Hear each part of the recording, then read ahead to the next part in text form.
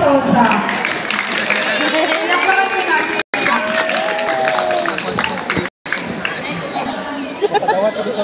I-open ng sponsor, i-change ng sponsor,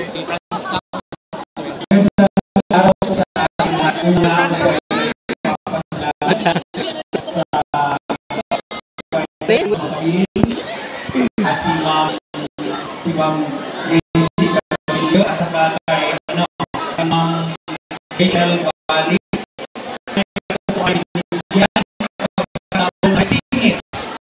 At yung mensahe ako sa ASEAN Month Celebration.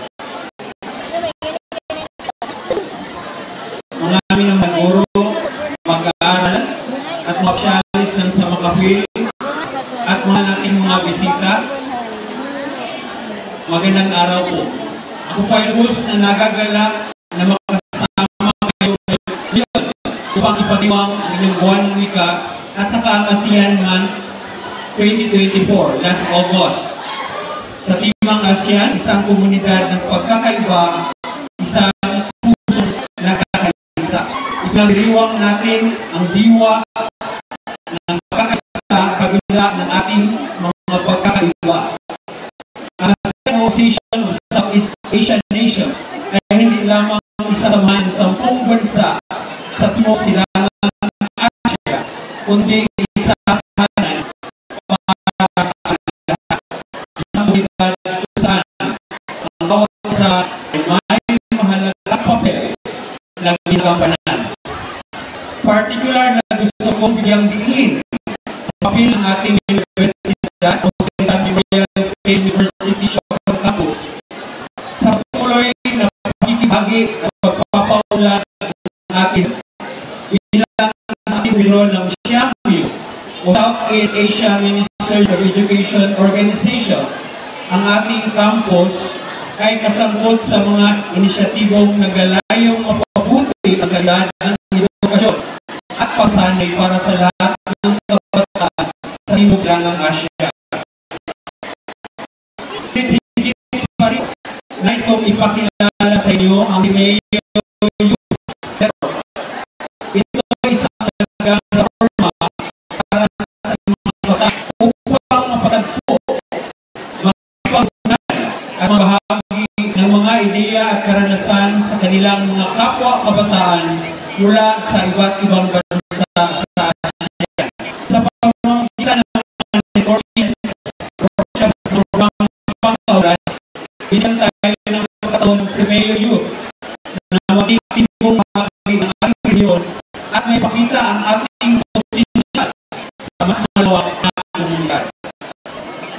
Dahil dito, hikayat ko po kayo lahat, lalo na sa ating mga mag-aaral, na magparehistro at sumali sa Mayo Youth Network.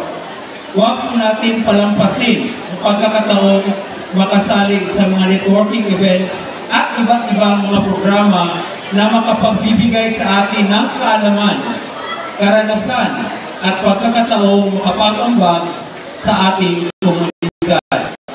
Ang pakikihahog sa Mayo Youth ay hindi lamang magpapalawak ng ating pananaw, kundi magpapalakas din sa ating kakayahan bilang mga kinatawan ng ating bansa.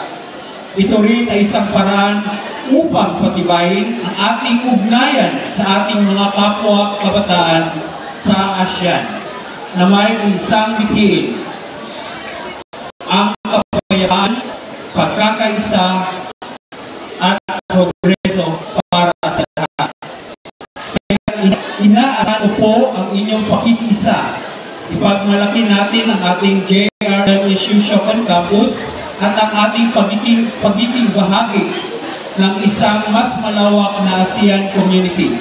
Patuloy tayong magsikap, magtulungan at ipakita ang ating husay sa anumang larangan na ating tatahakin.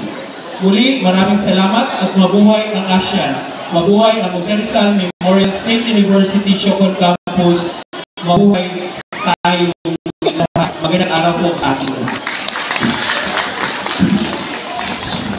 Maraming salamat, Engineer Christian B. Bartosa, sa iyong napakagandang mensahe at sa pagkikaya sa ating mga mag-aaral.